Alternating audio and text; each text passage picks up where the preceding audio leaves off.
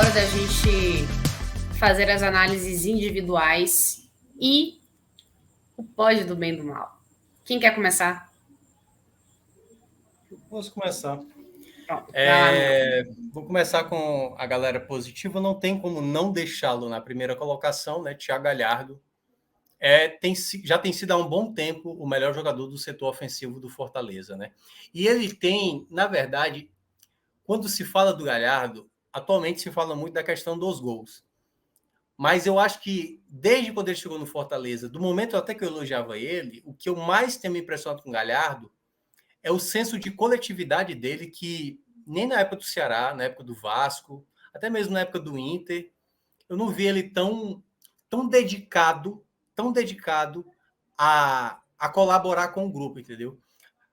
Essa semana foi feito entrevistas, a gente lá do Jornal o Povo, né, chegou a entrevistar algumas pessoas internamente do Fortaleza e todos falaram do quanto o Galhardo foi determinante no ambiente do Fortaleza na chegada dele, porque ele entendeu as hierarquias que já tinham, ou seja, que o Tinga era capitão, que o próprio Tite era o vice-capitão, que determinados jogadores teriam mais espaço, talvez, do que ele, né? Ele até ganhou rapidamente a titularidade.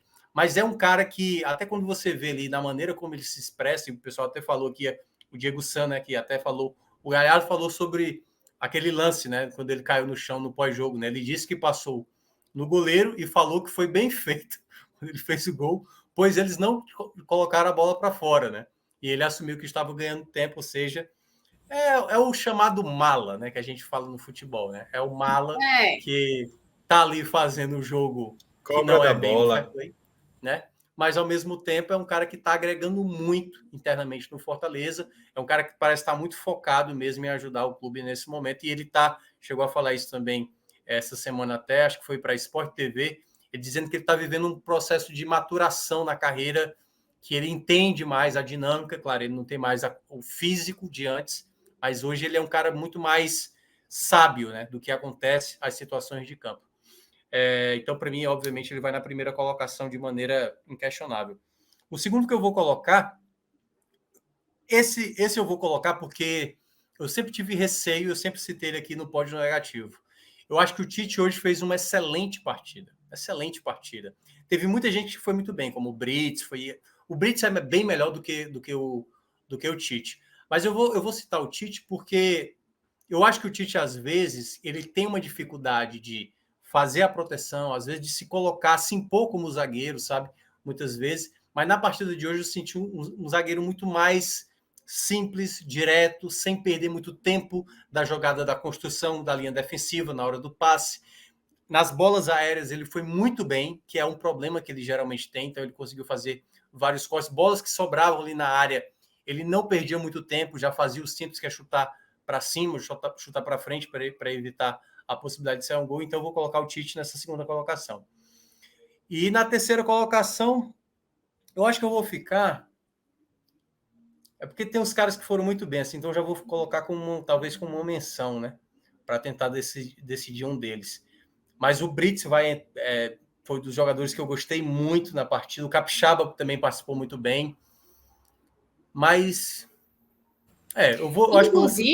Inclusive, Minhoca, o terceiro gol seria dele, né? Ia ser um golaço, aliás, né? Seria um golaço. Porque ele recebeu, ele já teve uma chance antes, que até o próprio Cavicchioli colocou para escanteio. Mas na segunda, ele deu uma cavadinha muito bonita ali, né? Mas pronto, eu acho que eu vou fazer a menção ao Fernando Miguel, por ter aparecido em alguns momentos, mas nos minutos finais eu senti que o Fernando Miguel não estava espalmando muito bem aquelas bolas que gerou ali uma incerteza. Eu vou ficar com o Brits ainda na terceira colocação, que eu acho que o Brits foi muito bem também na partida, mas Hércules também foi muito bem, eu achei que o Hércules também roubou muitas bolas, ajudou também muito no combate. Defensivamente eu gostei muito do Fortaleza, mas claro, o destaque para o Galhardo. Entrando no pódio negativo, Robson vai ter que entrar nessa primeira colocação, porque é um jogo que, né, se o time jogou bem, como eu vi dentro de campo, ele foi um jogador que, no momento em que o Fortaleza estava bem melhor, que foi no primeiro tempo, ele foi um problema do time, porque ele não conseguia dar sequência à jogada. Então ele se atrapalhava com a bola, às vezes estabanado, até no começo do segundo tempo. não à toa ele foi substituído, e eu acho que isso foi um ponto tão importante, porque muitas vezes o Vojvoda olha no Robson um jogador de muita entrega, e eu entendo. Às vezes você precisa ter um jogador, talvez não tão bom tecnicamente, mas que tenha entrega como o Robson tem, né? Ele volta quase como um lateral para ajudar na marcação. Mas ele é um cara que atrapalha. Ele é um cara que atrapalha muito, né? Em jogadas, e, queira ou não, isso pesa contra ele. O outro que eu vou colocar, cara, é complicado falar isso, porque eu senti que poderia ele não ter sido expulso, mas o Carlos Alexandre foi um pouco, se colocou em risco, né, naquela situação, né? E acabou atrapalhando um pouco o jogo do Fortaleza, embora eu acho que o Fortaleza até se superou bem para aquele momento. E o terceiro que eu vou colocar foi um jogador que entrou em campo e eu acho que voltou a apresentar um mau futebol. Ele não contribuiu quando entrou tanto assim, apesar dele ter a bola parada muito boa. Crispim, eu senti que o Crispim não entrou bem, assim, sabe? Não entrou com a mesma pegada que o Robson estava tendo. Eu até cheguei a citar na rádio, e eu sei que o torcedor não gosta dele, eu teria colocado o Vargas, sabe? Que é um jogador tecnicamente bem pior do que o Crispim, mas eu acho que para aquela função, já que o jogo era para se proteger, acho que o Vargas teria sido uma peça melhor do que o Crispim, que eu acho que não entrou bem na partida. Muito bem, Iago. Vai, que é tua agora. Então, eu concordo em quase tudo que Minhoca disse, mas no meu pódio dos 3 melhores eu vou fazer algumas alterações, e aí quem virou menção vai ganhar um lugarzinho, assim. Realmente, acho que o primeiro lugar não tem como discutir. O Galhardo foi o cara que decidiu a partida, fez os 2 gols, que foi fundamental para a vitória, e que, além dos 2 gols, tem feito uma função tática muito importante, tem sido muito importante coletivamente para o time, inclusive freando um receio que muita gente tinha, que era do Galhardo ser uma peça que desequilibrasse o vestiário do Fortaleza, né? Todo mundo achava que o Galhardo podia vir como uma peça que poderia ser um problema, né? Por todo o bastidor de como foi a vinda dele para cá. E aí, assim, ele, em vez de problema, tem se transformado em solução, e numa solução muito palpável os problemas do Fortaleza nesse segundo turno. O meu segundo nome é o Brites, porque eu acho que assim ele é realmente assim, se a solidez defensiva do Fortaleza, da linha defensiva, pudesse ser resumida a um jogador nesse segundo turno, eu acho que é o Brites. É um cara que atua nas 4 funções e atua bem nas 4 funções. E, inclusive, eu acho que esse crescimento do Tite que a gente tem visto nas últimas partidas tem se dado, inclusive, por ter o Brits como parceiro. Eu acho que assim, o Brits ele tem ajudado o Tite a crescer e a melhorar de desempenho. Então, o Tite também foi muito bem, entra como menção honrosa, mas eu acho que o Brits, na minha avaliação, foi melhor do que ele. E o terceiro lugar, para mim, foi o Capixaba, porque assim, o Capixaba também era um cara que no início da temporada, às vezes, até era meio criticado por trabalhar melhor na fase ofensiva e não ser tão bom na fase defensiva. E ele tem apresentado nessa reta final do campeonato um equilíbrio muito interessante. Ele tem sido uma válvula de escape boa pela esquerda, tem trabalhado bem no ataque, mas não tem deixado brecha na defesa. E aí, para um time que funciona numa linha de 4, isso é muito importante, porque não dá espaço, não faz com que o adversário tenha um corredor nas costas dele. Então, o pessoal chama ele aqui, Iago, né? A torcida do Fortaleza, de capirraça, né? Porque o homem tem muita entrega, né? Mas, assim, tem 2 estatísticas interessantes do Capixaba, assim, que boa parte da torcida gosta, mas tem uma parte que não gosta tanto. E eu sou da ala dessa parte da torcida, não como torcedor, obviamente, mas como analista, que me irrito, às vezes, com o Capixaba, entendeu? Porque o Capixaba, por exemplo, ele é um dos principais jogadores da Série A com mais recuperação de bola. É o cara que mais desarma, é o cara que mais faz interceptação, é o cara que mais luta para recuperar a bola. Porém, é o jogador, e esse aqui, ele é líder da Série A, que mais perde a posse da bola. Porque geralmente o que acontece com o Isso já acontecia também, Minhoca, desde a época dele no Bahia. Do Bahia, né? Que a torcida também reclamava muito dele, e por isso que Iago falou, né? Que ele começou no Fortaleza ainda com esse ranço, digamos assim, esse estigma, né, de um cara que só sabe atacar e não sabe defender. Exatamente. Que ele apoiava muito, né, no ataque, mas na hora do vamos ver defensivo, ele deixava muito a desejar. É como eu costumo falar às vezes do Capixaba. O Capixaba é o cara que vai para o ataque, perde a bola, né? Geralmente perde a bola, aí ele vai lá e conserta o problema que ele fez. Ou quando ele acaba recuperando a bola, aí ele vai para o ataque e perde a bola para o cara que...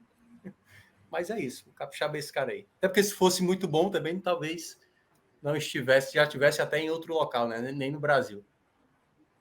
E aí, só para fechar, as duas menções honrosas que eu faço é ao Tite, que realmente fez uma partida muito boa, muito sólido defensivamente, até nos pontos que é criticado, como bola aérea, ajudou bastante, fez com que o Fortaleza não fosse tão pressionado quanto poderia ter sido depois de ter ficado com um a menos. E eu acho que, assim, apesar de ter minutos finais meio intranquilos, meio instáveis, eu acho que a partida do Fernando Miguel também foi bastante interessante. Então, assim, eu acho que até os 40, 45, a partida dele era uma partida nota 7. Só que aí, nos acréscimos, ele deu uma perdida um pouquinho de ponto, baixou um pouquinho. Mas aí eu ficaria com esses 5 como os destaques positivos, dando maior ênfase para Galhardo, Brites e... Esqueci o meu terceiro lugar. Nossa, é o sono já pegando. Fernando um negócio Miguel? assim impressionante. E o Fernando... Não foi o Fernando Miguel, não. Enfim. Enquanto você lembra, vou aqui trazer um comentário de... Vou trazer aqui um comentário de Valenção Paiva. Capixaba lembra o Pablo na época de Série C. Roubava a bola e quando chegava no meio para frente, parecia que ficava cego, errava tudo. Já me lembraram, foi o Capixaba. Tá vendo? Sincronia de pensamento, mas é isso aí. Quando bate quase 1 hora da manhã, a pessoa, os neurônios já dão velhice, um choquinho já. Aí, velhice. A pessoa passa dos 30, é uma tristeza. Mas chegando pro pódio negativo, eu acho que tem 2 nomes que não dá para a gente não citar. Tá? O Robson, assim, ele foi uma terra infértil no ataque do Fortaleza. Tudo que batia nele, toda jogada que batia nele acabava morrendo. Então, assim, não conseguia dar sequência. E aí, assim, ele já foi rapidamente substituído. E apesar do Crispim não ter sido aquele jogador que a gente sempre espera, de ser o cara de segurar bem a bola, de cuidar bem da bola, de dar um passe decisivo para criar as jogadas, eu, apesar disso, achei que o Crispim foi melhor do que o Robson em campo, mesmo não fazendo uma grande partida. Então, para mim, o Robson é o pior em campo. No segundo lugar, fica o Caio Alexandre, que, para mim, no primeiro tempo fez uma partida até boa, só que no segundo tempo pareceu meio nervoso. A partir da postura um pouco mais recuada do Fortaleza, ele pareceu meio nervoso, meio afobado nas bolas. E aí, assim, toma o cartão amarelo por imprudência, toma o segundo por imprudência também. Tudo bem, a gente até disse aqui que talvez não fosse, mas não é nenhum absurdo ele ter sido expulso. Então, assim, quando você abre espaço para isso e deixa o seu time com a menos, eu acho que não tem como a gente não citar. E, particularmente, eu acho que não teve ninguém que mereça uma menção de terceiro lugar. Existem alguns casos de jogadores que entraram e não contribuíram tanto, mas eu acho que eu fecho, por incrível que pareça, o meu pódio só com 2 pessoas mesmo. É possível, né? A gente, aqui é uma democracia, a gente deixa nossos analistas à vontade para fazer o pódio como bem entenderem. Muito bem. Eu queria responder uma pergunta de Rodrigo Gurgel. Rodrigo Gurgel, que mandou aí há uns minutos atrás, né? Perguntando qual seria a pontuação para um G8, né? Lembrando que a gente vai ter... a gente vai ter o campeão da Libertadores e o campeão da Copa do Brasil ainda, e são equipes que estão ali nas 6 primeiras colocações, né? Atlético Paranaense, Corinthians e Flamengo. Ou seja, se esse campeão da Copa do Brasil e da Libertadores estiver entre os 6 primeiros, até o 6º lugar vai para a fase de grupos, certo? Se os 2 campeões estiverem entre os 6. E, no caso, o 7º e o 8º colocado, por isso que ele pergunta, né, a pontuação do G8, no caso, vão para pré-Libertadores. O Fortaleza, a média, e eu já falei aqui no tema livre que a gente teve na segunda-feira, que por volta de 55 pontos é a pontuação, pode ser um pouco menos, já foi 53, já foi 56, então é nessa faixa aí. Hoje o Fortaleza, com os atuais 44 pontos, precisaria fazer ali mais 3 vitórias, 4 vitórias dos 6 jogos que restam. É muito ponto, né? Mas pode ser menos, pode ali acabar, quem sabe, 3 vitórias, um empate, possa ser suficiente para garantir também a classificação para a pré-Libertadores. Então, é um ponto aí só para destacar para quem está com essa dúvida. E, enfim, né? Lembrando que o Botafogo ainda joga, o São Paulo está com um jogo a menos, tem ainda muito campeonato pela frente, mas imaginar que o Fortaleza está brigando pela Libertadores depois do que foi aquele primeiro turno é quase surreal imaginar, né? Porque a gente já viu, né, casos assim de recuperação, né? O Fluminense lá do Fred, mas foi já na reta final, o Goiás do Cuca e tal. Mas da maneira como o Fortaleza conseguiu rápida, pô, tá faltando 6 rodadas e a gente já tá dizendo que o Fortaleza não só já escapou e tá encaminhado para a Sul-Americana, como tá brigando pela Libertadores, o que é surreal. Não, e a gente está falando do time que no primeiro turno, né, do brasileiro, ficou não apenas no Z4, mas na lanterna durante 14 rodadas. 14 rodadas. É muita rodada. 20 rodadas no Z4 e 14 delas sendo na última colocação. E se a gente for fazer a análise de um recorte, assim, o Fortaleza no primeiro turno ele teve pouco menos de 30% de aproveitamento. Eu acho que fica 15 entre pontos 20, e 57. Dá 26 ou 27, eu acho, por cento. Acho que é nessa faixa. Hoje, eu fiz um cálculo aqui, o Fortaleza tem quase 75% de aproveitamento no segundo turno. Impressionante. O Fortaleza é o segundo. Assim, Inter ainda joga, né? Mas o Fortaleza é o segundo colocado do retorno, empatado em pontos com o Palmeiras, que são 29 pontos nos últimos 13 jogos. Então, assim, é um ritmo de pontuação muito acelerado. Se o Fortaleza, por exemplo, manter esse ritmo de pontuação até o final do retorno, numa continha rápida que eu fiz aqui, o Fortaleza conquista mais 12 pontos, são 56, que aí, assim, mostra o que o Minhoca disse, que está muito na briga para poder... 56, Iago, pode ser até uma pontuação de fase direta de Libertadores, ou seja, fase de grupos. O que seria mais surpreendente ainda, né? Seria mais surreal ainda. Enfim, né? Tem tempo aí. E muito próximo do que o Fortaleza fez no ano passado, né? Porque... E considerando as duas largadas, porque se fez 33, se eu não me engano, no primeiro 33 turno... 33 no primeiro turno. 33, fez 15 nesse turno, e as campanhas vão meio que acabar no final até se equivalendo. Então, é impressionante. E só para citar um detalhe, né? Eu acho que vocês vão concordar comigo. O Vojvoda se torna o maior nome do Fortaleza na história, pô. Porque fez o que fez no ano passado, né? Coloca o time no 8º de Libertadores e pega um cenário de lanterna com 15 pontos e me entrega praticamente a permanência, podendo garantir de novo a Libertadores. Eu acho muito difícil imaginar um treinador que consiga repetir esse feito. Eu acho que é o maior treinador da história do Fortaleza, sem sombra de dúvida agora.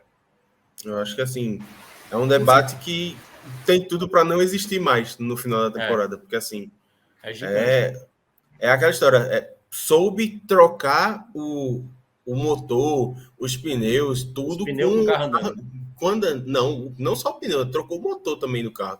Porque se a gente pega assim e vê... Um carro andando sem o motor... Sem o motor, para você ver. Seja, não tava na ribanceira. Exatamente. Na ribanceira descendo, trocou o motor e o carro... É difícil. É impressionante, assim.